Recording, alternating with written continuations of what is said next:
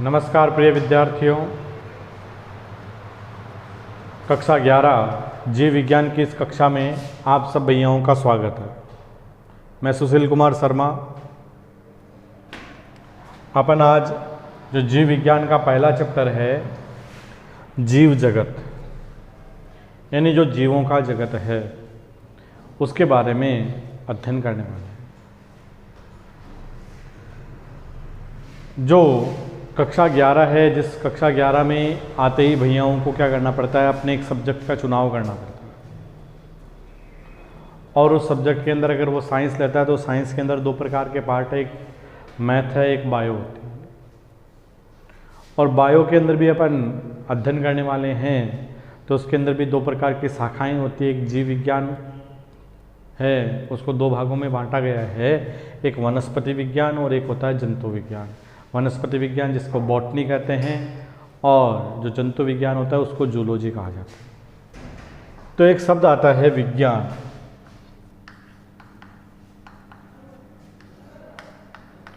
कि भाई विज्ञान अपन किसको कह सकते हैं, विज्ञान क्या होता है। विज्ञान शब्द है वो एक लैटिन भाषा से लिया गया है और विज्ञान का जो अर्थ है किस प्रकार का एक सुव्यवस्थित एवं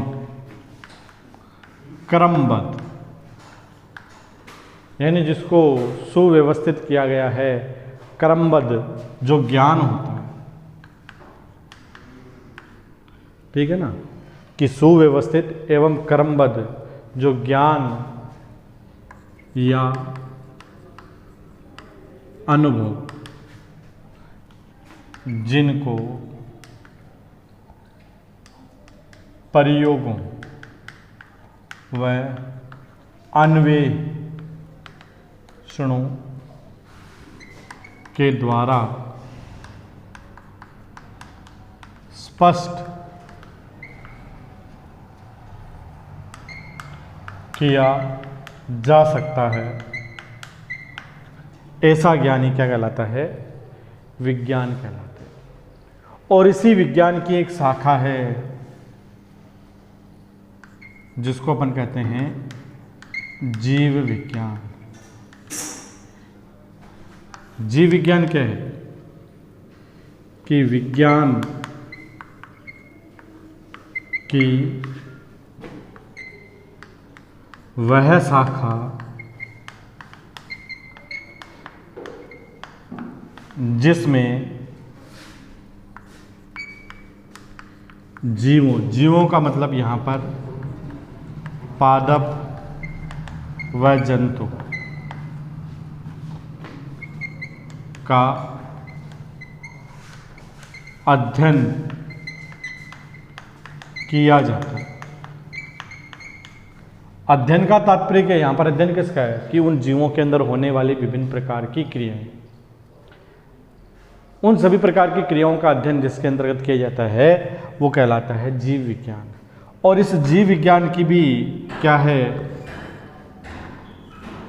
दो प्रकार की शाखाएं हैं। एक होती है वनस्पति विज्ञान और एक होती है जंतु विज्ञान। वनस्पति विज्ञान जिसको बॉटनी कहा जाता है, जंतु विज्ञान है जिसको जूलॉजी कहा जाता है। इनके अंदर वनस्पति विज्ञान का मतलब जिसके अंदर पादपों का अध्ययन किया जाता है। और जंतु विज्ञान यानी जूलॉजी का अर्थ है कि जिसमें जंतुओं का अध्ययन किया जाता है, उसे जंतु विज्ञान कहते हैं। ठीक है ना, यानी जिसके अंदर वनस्पति विज्ञान यानी जिसमें पादपों का अध्ययन किया जाता है वो पादप विज्ञान कहलाता है, और जिसमें जंतुओं का अध्ययन किया जाता है वो जंतु विज्ञान कहलाता है। अब जो जीव विज्ञान है इसके बारे में या जीवों की विज्ञान है, इसके जो जनक थे उनका नाम था अरस्तु। यानी जीव विज्ञान है उसका जनक है वो अरस्तु को माना गया है। और इसी जीव विज्ञान से संबंधित एक विज्ञान की जो दूसरी शाखा है जिसको अपन कहते हैं जंतु विज्ञान, इसके भी जो जनक है वो भी कौन है? अरस्तु। और जो वनस्पति विज्ञान है इसके जो जनक है वो है थियोफ्रेस्टस।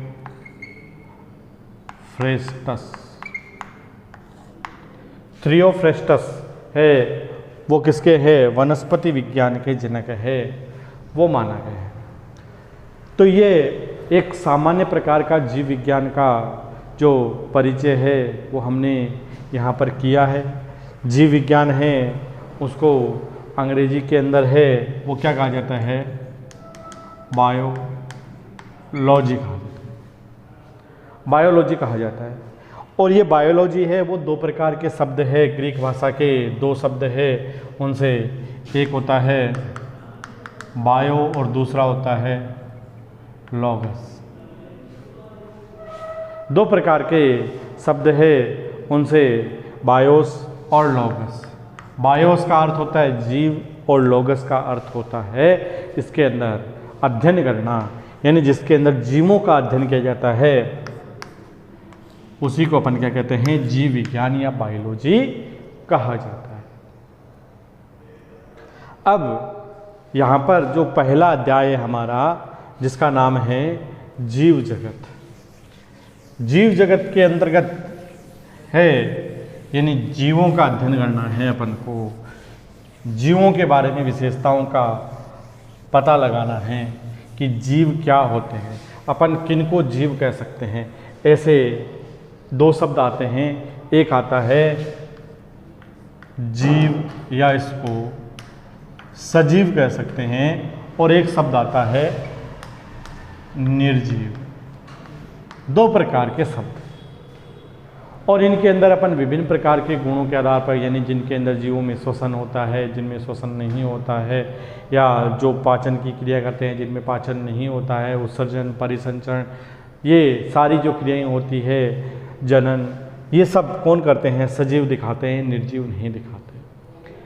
फिर भी इनके अंदर विशिष्ट प्रकार के कुछ गुण हैं वो पाए जाते हैं, यानी इनके अंदर क्या पाए जाते हैं? कुछ विशिष्ट लक्षण या गुण हैं, विशिष्ट गुण हैं वो इनके अंदर पाए जाते हैं। वो क्या होते हैं कि वे लक्षण जो केवल जीवों या सजीवों में ही पाए जाते हैं, उन्हें विशिष्ट लक्षण, उन्हें क्या कहते हैं? विशिष्ट लक्षण हैं, वो कहा जा सकता है। तो इस प्रकार से विशिष्ट प्रकार के लक्षण हैं वो केवल सजीवों के अंदर ही उपस्थित हो सकते हैं, सजीवों के अंदर ही पाए जाते हैं। अब एक प्रश्न आता है इसके अंदर कि भाई जीव क्या है? भाई अपन जीव किसको कह सकते हैं? कौन से प्रकार की विशेषताएं हैं जिसके कारण अपन इन जो है वो जीव कहे जा सकते हैं? कि जैसे कुछ ऐसे लक्षण होते हैं जैसे वृद्धि, वृद्धि है, यानी जीव होता है, चाहे वो पादप हो चाहे वो जंतु हो, उन दोनों के अंदर एक लक्षण पाया जाता है वृद्धि का, यानी वो वृद्धि की क्रिया, जनन की क्रिया अपन कह सकते हैं, वृद्धि करते हैं। जनन की क्रिया का मतलब है वो अपने ही समान नई प्रकार की संततियां हैं उनको उत्पन्न करते हैं। पर्यावरण के प्रति क्रिया जिसको अपन कहते हैं संवेदनशीलता,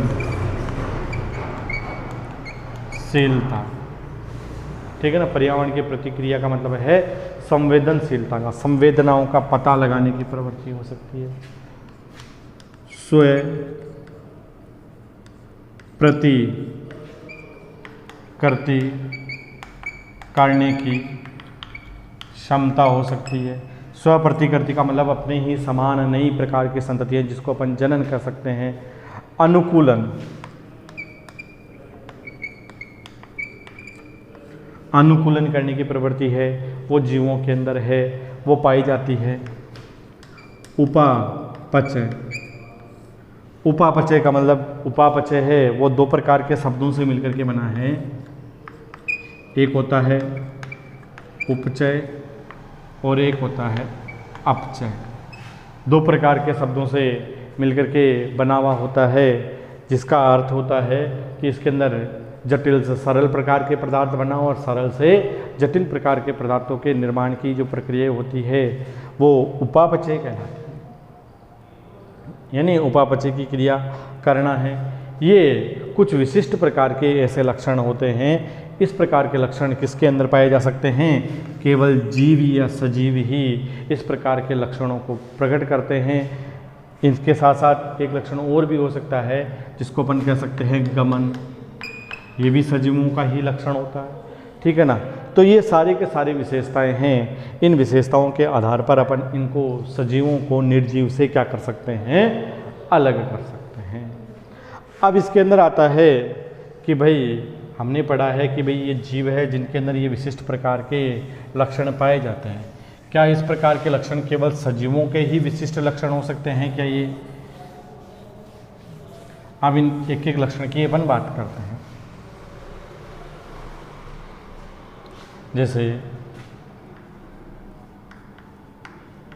सबसे पहला लक्षण था वृद्धि, कि भाई सभी सजीव है वो वृद्धि करते हैं, कि वृद्धि है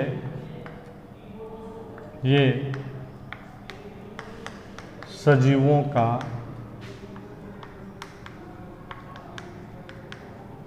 अभिलक्षण है, ठीक है ना।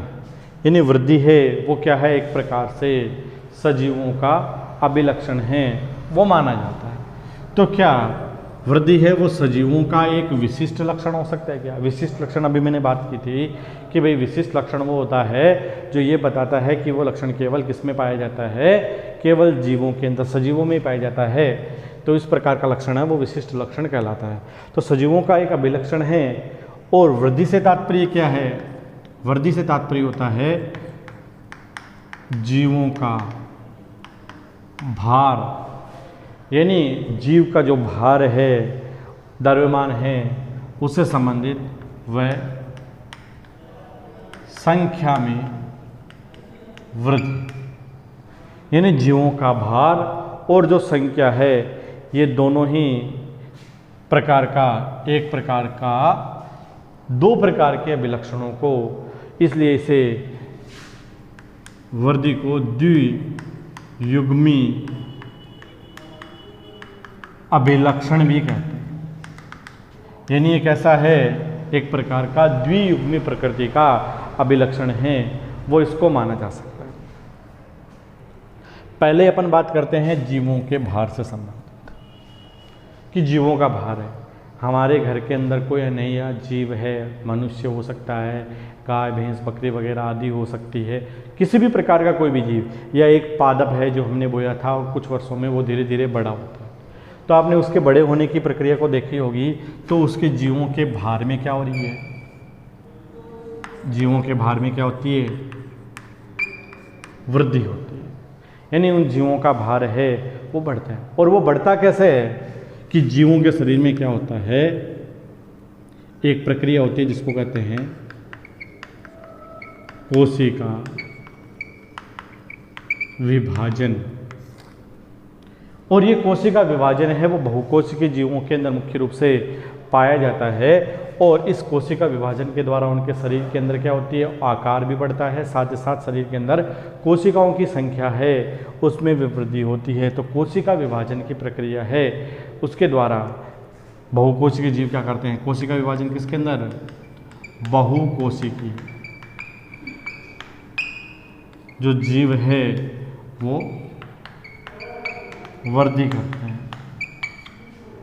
यानी बहुकोशिकीय जीव है, उनमें कोशिका विभाजन के द्वारा है वो वृद्धि होती है। अलग अलग प्रकार के प्राणी हैं, उनमें कोशिका विभाजन की प्रक्रिया अलग अलग प्रकार से भी हो सकती है। और ये जो कोशिका विभाजन की प्रक्रिया होती है, ये जीवों के अंदर ये नहीं है कि कोशिका विभाजन है वो जीवन पर्यंत चलता है। ये एक जो विभाजन है वो जीवों में एक निश्चित आयु तक ही होता है।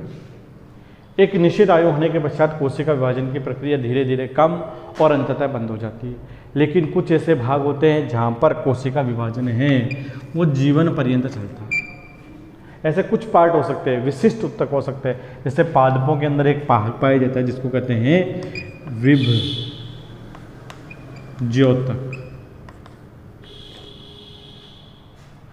विभज्योतक जो भाग है, ये ऐसे भाग होते हैं पादपों में जिनमें जीवन पर्यंत है वो कोशिका विभाजन की प्रक्रिया। एक पौधे को आप काट देते हैं तो पौधे के अंदर नई प्रकार की शाखाएं हैं वो पुनः है वो बनना है वो प्रारंभ हो जाती है। यानी कोशिका विभाजन के द्वारा नई शाखाओं का निर्माण हो जाता है। तो बहुकोशिकीय है पौधे भी, तो कोशिका विभाजन है उनके अंदर जीवन पर्यंत है। जंतुओं में ये एक निश्चित आयु तक ही है वो पाया जाता है। इसलिए अपन कह सकते हैं कि भाई इस प्रकार की प्रक्रिया है वो सजीवों में होती है, निर्जीव में तो होती नहीं है। और निर्जीव में नहीं होती, इसका मतलब ये सजीवों का एक विशिष्ट लक्षण होना चाहिए। इसी के साथ साथ जो एक कोशिकीय प्रकृति के जीव होते हैं उनमें भी क्या होता है कोशिका विभाजन। लेकिन उनके अंदर जब कोशिका विभाजित होती है, एक से दो प्रकार की कोशिकाएं अगर बनेगी तो वो क्या करेगी, दो नए प्रकार के जीवों को बनाएंगे। यानी यहाँ पर क्या होगी, जीवों की संख्या में वृद्धि हो रही है। यानी वृद्धि तो हो रही है, जीवों की संख्या है वो बढ़ जाती है। और जीवों की संख्या बढ़ जाती है तो जीवों की संख्या में वृद्धि हो रही है। और वो क्या कर रहे हैं, जीवों की संख्या में वृद्धि कर रहे हैं कोशिका विभाजन के द्वारा। तो जीवों की संख्या वृद्धि हो रही है, इसका मतलब भी क्या हो रही है, एक प्रकार से वृद्धि है।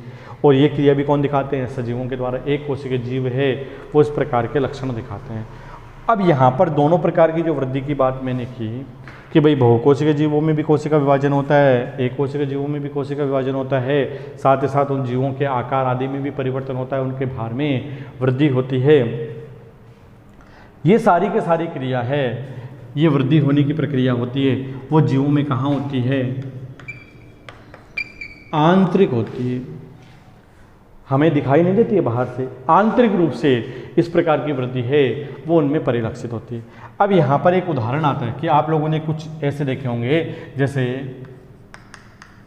बालू रेत के टीले हो सकते हैं, पर्वत हो सकता है, ग्लेशियर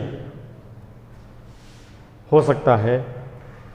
ये भी क्या करते हैं, बालू रेत का टीला होता है, उसके अंदर भी क्या होती है, धीरे धीरे वृद्धि होती है।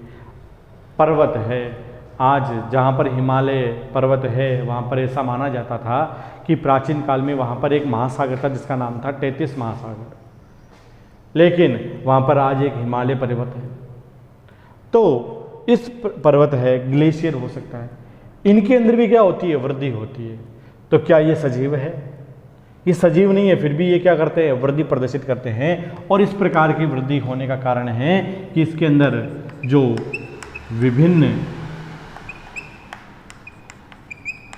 प्रकार के पदार्थों का बाहर की तरफ एकत्रित होने के कारण इस प्रकार की प्रक्रिया होती है।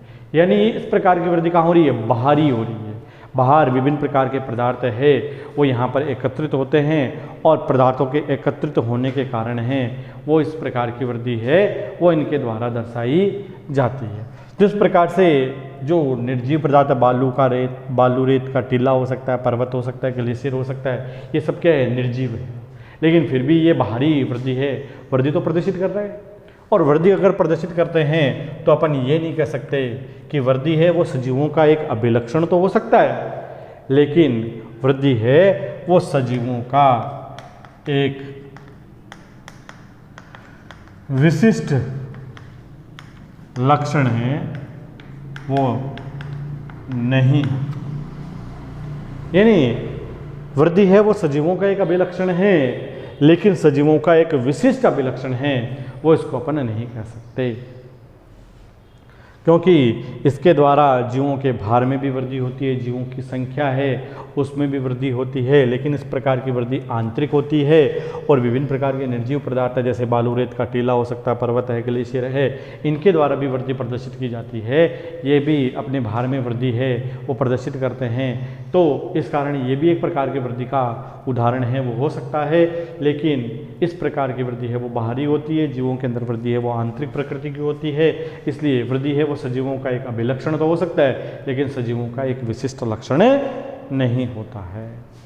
इसके बाद में अपन दूसरा इसके अंदर बिंदु लेते हैं कि दूसरा बिंदु है वो क्या हो सकता है। दूसरा बिंदु अपन लेते हैं जनन।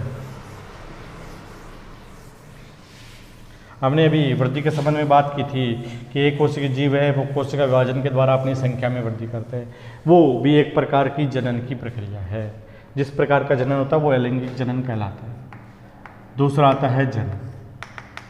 निर्जीव प्राणी है उसमें भाई ये चौंक है, इसमें अगर जनन की प्रक्रिया होती तो ये एक नई चौंक बन जाती है। हमारे पास एक फ़ोन है, अगर उसमें जनन की प्रक्रिया होती तो हम उसके द्वारा एक नया फ़ोन बना लेते, लेकिन निर्जीव चीज़ों के अंदर है वो जनन की प्रक्रिया नहीं पाई जाती है। जनन है वो सजीवों का एक विशिष्ट प्रकार का लक्षण अपन इसको कह सकते हैं, लेकिन क्या जितने भी प्रकार के सजीव है क्या उन सब में जनन की प्रक्रिया होती है? वो जनन के द्वारा अपने ही समान नई प्रकार की, यानी जनन है वो जीवों का अपने समान नई संतति उत्पन्न करने की क्षमता क्या कहलाती है? जनन कहलाती है। और जनन है इसके द्वारा जीव क्या करते हैं, अपनी जो जाति है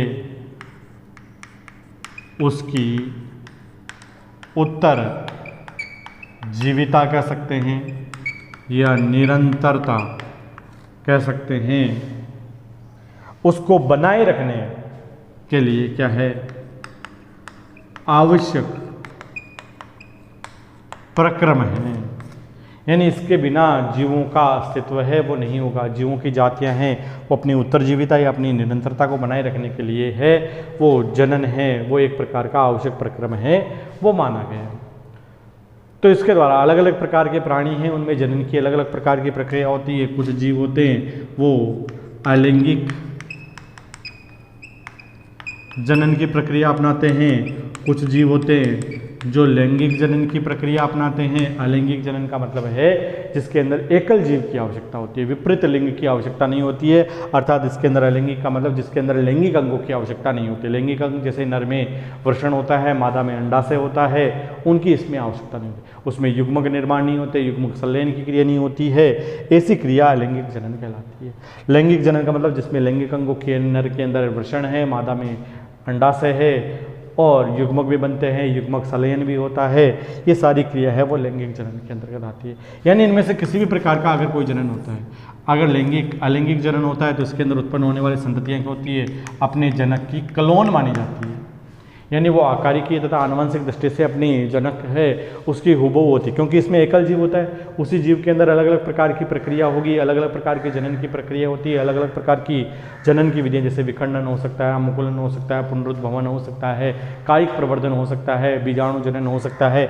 ऐसे विभिन्न प्रकार की अलग अलग प्रकार के जीव अलग अलग प्रकार के जनन की प्रक्रिया अपनाते हैं और अपने ही समान नई संततियों को उत्पन्न करते हैं। लेकिन अलैंगिक जनन के द्वारा जो संततियाँ उत्पन्न होती है वो क्लोन होती है। क्लोन होने का क्या कारण है? क्लोन का मतलब है कि वो आनुवंशिक और आकारिक दृष्टि से अपने जनकों के समान होती है। लेकिन लैंगिक जनन के द्वारा उत्पन्न होने वाली जो संततियाँ होती है उसके अंदर क्या पाई जाती है, विभिन्नताएं पाई जाती है। एक ही जनक के द्वारा उत्पन्न होने वाली, यानी एक ही संततियों के द्वारा, एक ही माता पिता है उनके द्वारा उत्पन्न होने वाली जो संततियाँ होती है वो क्या होती है, उनमें भी कई प्रकार के लक्षणों में विभिन्नताएं पाई जाती है। यानी अलैंगिक जनन है उसमें विभिन्नता पाई जाती है जो जैव विकास की क्रिया को प्रेरित करती है। तो इसका मतलब जीवों में लैंगिक और अलैंगिक दोनों प्रकार का जनन है वो पाया जाता है, जो जीवों की निरंतरता या उत्तरजीविता को बनाए रखने के लिए एक आवश्यक प्रक्रम है। कुछ ऐसे जीव होते हैं जैसे कुछ मानव युगल, या इसको अनुर्वर मानव युगल के नाम से जाना जाता है, या एक आती है श्रमिक मधुमक्खी, एक आता है खच्चर, एक हिन्नी भी होती है। ये ऐसे हैं, इन सब में ये क्या है, सभी जीव है, लेकिन इनमें ये सभी प्रकार के जीव होते हैं वो कैसे होते हैं, बंदे प्रकृति के हैं। इनमें अपने समान नई संततियां उत्पन्न करने की क्षमता नहीं होती, ये नई संतति को उत्पन्न नहीं कर सकते। अनुर्वर मानव युगल, जैसे कई ऐसे माता पिता होते हैं जिनमें संतान उत्पन्न करने की क्षमता है वो नहीं पाई जाती, तो क्या वो जीव नहीं है, उनमें भी तो जीवन पाया जा रहा है। श्रमिक मधुमक्खी, मधुमक्खियाँ होती है वो तीन प्रकार, एक रानी मधुमक्खी, एक नर मधुमक्खी और एक होती है श्रमिक मधुमक्खी। लेकिन जो श्रमिक मधुमक्खी होती है वो बंदे प्रकृति की होती है, वो संतान उत्पन्न नहीं कर सकती है। खच्चर होता है, खच्चर है वो दो प्रकार के जनकों का मिश्रण होता है, जिसके अंदर एक होता है डंकी यानी गधा और एक होता है हॉर्स यानी घोड़ा। जिसमें गधा होता है वो नर होता है और घोड़ा होता है वो मादा होती है। इन दोनों के संकरण के द्वारा, इनके द्वारा आपस में निषेचन के द्वारा क्या बनता है, खच्चर का निर्माण होता है, जो कैसा होता है, बंदे प्रकृति का होता है। और इसके विपरीत अगर गधा है वो मादा हो, घोड़ा है अगर वो नर हो, तो जो क्या बनता है वो हिन्नी बनती है। ये भी क्या होता है, बंदे प्रकृति का होता है, इनमें भी जनन की प्रक्रिया नहीं पाई जाती। तो कुछ ऐसे जीव भी पाए जाते हैं जिनमें जनन की प्रक्रिया है वो नहीं पाई जाती, तो क्या ये जीव नहीं है? इसलिए इसके अंदर ऐसा कहा जा सकता है कि जनन है वो भी क्या हो सकता है, जीवों का एक अभिलक्षण है, लेकिन जनन है वो जीवों का विशिष्ट लक्षण नहीं होता। यानी जनन की प्रक्रिया है वो जीवों का एक अभिलक्षण तो हो सकता है, लेकिन एक विशिष्ट लक्षण नहीं हो सकता। इसके आगे भी और भी कई ऐसे बिंदु है जिसके आधार पर सजीवों की जो तुलना है, जीव क्या होते हैं उसकी तुलना की गई है। इसके आगे भी अपन कुछ और बिंदु है, इनको लेकर के अध्ययन करेंगे, जो अपन इसके आगे वाली क्लास में कंटिन्यू करने का प्रयास करेंगे। इसी के साथ है वो आप लोगों को धन्यवाद।